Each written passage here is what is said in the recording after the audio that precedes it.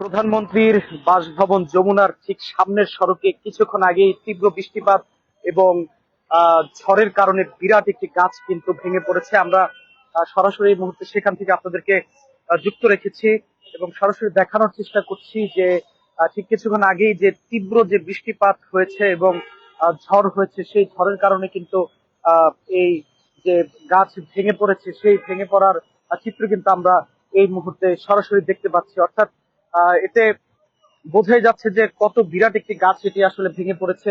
আহ এই গাছটি আসলে এটি প্রধানমন্ত্রীর যে বাসভবন রয়েছে যমুনা, ঠিক যমুনার সামনের যে সড়কটি রয়েছে সেই সড়কে কিন্তু আহ এই যে চিত্র, সেই চিত্র কিন্তু আপনারা এই মুহূর্তে সরাসরি দেখতে পাচ্ছেন। অর্থাৎ তীব্র যে ঝড়ো হাওয়া, সেই ঝড়ো হাওয়ার কারণে একদম যে মাটি থেকে উপড়ে গিয়ে কিন্তু গাছ একদম পুরোপুরি গাছ উপড়ে গিয়ে একদম পুরোপুরি কিন্তু যে সড়ক রয়েছে সেই সড়কের মধ্যে কিন্তু গাছটি এসে পড়েছে। অর্থাৎ এখানে ইতিমধ্যে ফায়ার সার্ভিসের সদস্য যারা রয়েছেন তারা কিন্তু তাদের যে কাজ, সেই কাজ কিন্তু তারা চালিয়ে যাচ্ছেন। অর্থাৎ গাছটি সরিয়ে ফেলার যে কাজ সেটি কিন্তু তারা চালিয়ে যাচ্ছেন। আমরা কিন্তু সেটি সরাসরি এই মুহূর্তে আপনাদেরকে দেখানোর চেষ্টা করছি এই মুহূর্তে।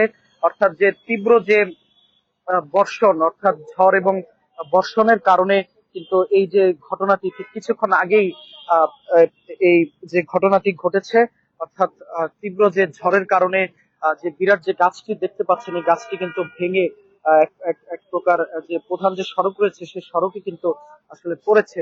অর্থাৎ এখানে কোনো হতাহতের ঘটনা ঘটেনি, তবে আহ অর্থাৎ এটি অলৌকিক ভাবে কিন্তু মানুষ আসলে বেঁচে গিয়েছে।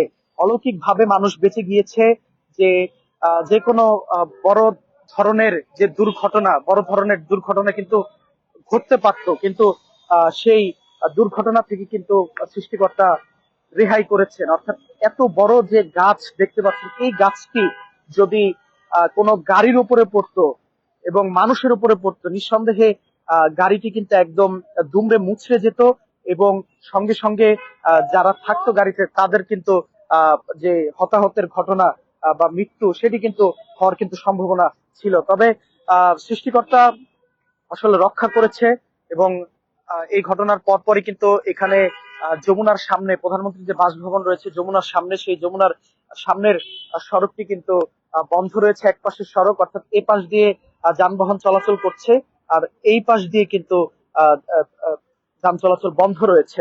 অর্থাৎ বিরাট একটি গাছ, অর্থাৎ কোনোভাবে আসলে একটি যে গাড়ি এদিক দিয়ে বা যানবাহন এদিক দিয়ে পাস হবে, সে যাওয়ার কিন্তু কোনো জায়গা নেই। যার কারণে এই যে সড়কটি, প্রধানমন্ত্রীর বাসভবন যে যমুনা রয়েছে সেই যমুনার সামনের সড়কটি কিন্তু একদম সামনের সড়কটি কিন্তু, এই যে সড়কটি দেখতে পাচ্ছেন, এটা কিন্তু পুরোপুরি বন্ধ রয়েছে। অর্থাৎ কিছুক্ষণ আগেই এই এখানে তীব্র বৃষ্টিপাত হয় এবং ঝড়ো হাওয়া আসলে বইতে দেখা যায়। সেই ঝড়ো হাওয়া এবং তীব্র বৃষ্টিপাতের কারণে কিন্তু এই যে দুর্ঘটনাটি, সেই দুর্ঘটনাটি ঘটেছে। অর্থাৎ এখানে ঠিক এই যে বিরাট একটি গাছ দেখতে পাচ্ছেন, এই গাছের সাথে কিন্তু এই গাছটি আসলে ছিল। সেই এই গাছটি কিন্তু সঙ্গে সঙ্গে সেই ঝড়ো বৃষ্টি এবং বাতাসের কারণে কিন্তু সঙ্গে সঙ্গে এখানে লুটিয়ে, অর্থাৎ শেকড় থেকে ছুটে গিয়ে কিন্তু একদম সড়ক রয়েছে সেই সড়কে কিন্তু পড়ে যায় এবং পড়ে যাওয়ার সঙ্গে সঙ্গে এই সড়ক কিন্তু বন্ধ হয়ে যায় এবং আহ অলৌকিক ভাবে আসলে কারো উপরেই এই গাছটি পড়েনি। এত বিরাট একটি গাছ, সেটি কারো উপরে আসলে পড়েনি, এটি কিন্তু একটি অলৌকিক ব্যাপারও বটে। কেননা বিশাল যে গাছ দেখতে পাচ্ছেন, অর্থাৎ একটি পুরো সড়ক জুড়ে কিন্তু গাছটি এখানে পড়ে আছে।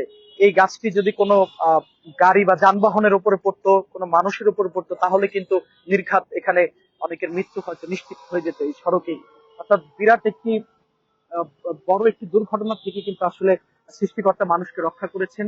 আমরা এই মুহূর্তে ঠিক আহ, আহ, প্রধানমন্ত্রীর যে বাসভবন রয়েছে যমুনায়, যে যমুনার যে বাসভবন রয়েছে, ঠিক এই যে বাসভবনটি আপনারা দেখতে পাচ্ছেন যে ঠিক সড়কের উল্টো পাশে বাসভবন, আর বাসভবনের সামনের যে সড়ক, এই সড়কের যে গাছ, এই গাছটি কিন্তু এখানে পড়ে আছে। এবং ইতিমধ্যেই আরো আরো কিছুক্ষণ আগেই কিন্তু ফায়ার সার্ভিসের যে সদস্য যারা রয়েছেন তারা কিন্তু সঙ্গে সঙ্গে খবর পেয়ে তাদের যে সরঞ্জাম সহ এই গাছ সড়ক থেকে সরানোর জন্য যা কিছু প্রয়োজন, তাদের সকল আর্মস নিয়ে তারা কিন্তু চলে এসেছেন এবং তারা তাদের আহ সর্বোচ্চ চেষ্টা করছেন গাছটিকে ব্র্যান্ডিং মেশিন দিয়ে কেটে কেটে অর্থাৎ সরানোর জন্য। অর্থাৎ এই গাছ এত বিরাট একটি গাছ, বিশাল আকৃতির গাছ, এটি কিন্তু টেনে সরিয়ে ফেলার কোনো স্কোপ নেই, কোনো সুযোগ নেই, যার কারণে মেশিন কিন্তু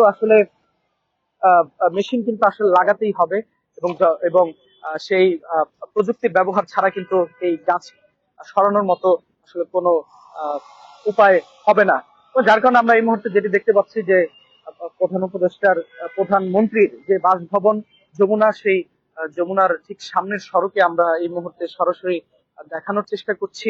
কিছুক্ষণ আগে তীব্র ঝড় এবং বৃষ্টিতে কিন্তু এই গাছ ভেঙে সড়কের একদম মধ্য বরাবর পড়ে যায় এবং মধ্য বরাবর পড়ে যাওয়ার সঙ্গে সঙ্গে কিন্তু এখানে গাছটি গাছটি পড়ার কারণে কিন্তু সড়কে যান চলাচল একদম বন্ধ হয়ে গিয়েছে। এবং আমরা যেটি দেখতে পাচ্ছি এই মুহূর্তে এখানে ফায়ার সার্ভিসের সদস্য যারা রয়েছেন তারা কিন্তু গাছটি কেটে নিয়ে সরিয়ে ফেলছেন, ধীরে ধীরে সরিয়ে ফেলছেন, যাতে করে অল্প সময়ের মধ্যে যারা এই পথে আসছিলেন যাত্রী বা যারা এই পথে আহ, অফিস অফিস থেকে যারা বাড়ি ফিরছিলেন বা যারা গন্তব্যে যাওয়ার জন্য এই পথ দিয়ে আসছিলেন, সে সকল মানুষরা কিন্তু যাতে দ্রুত সময়ের মধ্যে গাছটি সরিয়ে ফেলার পর যাতে নির্বিঘ্নে চলাচল করতে পারে সেই প্রচেষ্টা কিন্তু চালিয়ে যাচ্ছে fire service and civil defence. আমরা কিন্তু সেটি এই মুহূর্তে সরাসরি আসলে দেখতেই পাচ্ছি। তো দর্শক, প্রধানমন্ত্রীর বাসভবন যমুনার ঠিক সামনে ঝড়ো বৃষ্টিতে কালবৈশাখীর দাপটে বিশাল আকৃতির যে গাছ, সে গাছ কিন্তু ভেঙে পড়েছে এবং সড়ক সড়ক কিন্তু একদম সড়কে যান চলাচল একদমই বন্ধ হয়ে গিয়েছে। আমরা সেটি সরাসরি এই মুহূর্তে দেখতে পাচ্ছি এবং এখানে এসে আমরা খোঁজ নিয়েছি, কোনো ধরনের হতাহতের ঘটনা ঘটেনি, বড় কোনো ধরনের হতাহতের ঘটনা এখানে কোনো হতাহতের ঘটনা ঘটেনি। যখন গাছটি পড়ে যায় সঙ্গে সঙ্গে সড়ক বন্ধ হয়ে যায় এবং গাছটি পড়ে যাওয়ার সঙ্গে সঙ্গে কিন্তু মানুষের যে চলাচল কিন্তু এখানে বন্ধ হয়ে যায়। দর্শক, এই ছিল সর্বশেষ বাংলাদেশ টাইমস থেকে এতক্ষণ রাজধানীর প্রধানমন্ত্রীর বাসভবনের সামনের যে গুরুত্বপূর্ণ সড়ক, সেই সড়কে ঝড়ো হাওয়াতে তীব্র বৃষ্টিতে যে বিশাল আকৃতির গাছ সড়কে পড়ে সড়ক বন্ধ ভেঙে সড়কে পড়ে সড়ক বন্ধ হয়ে গিয়েছিল।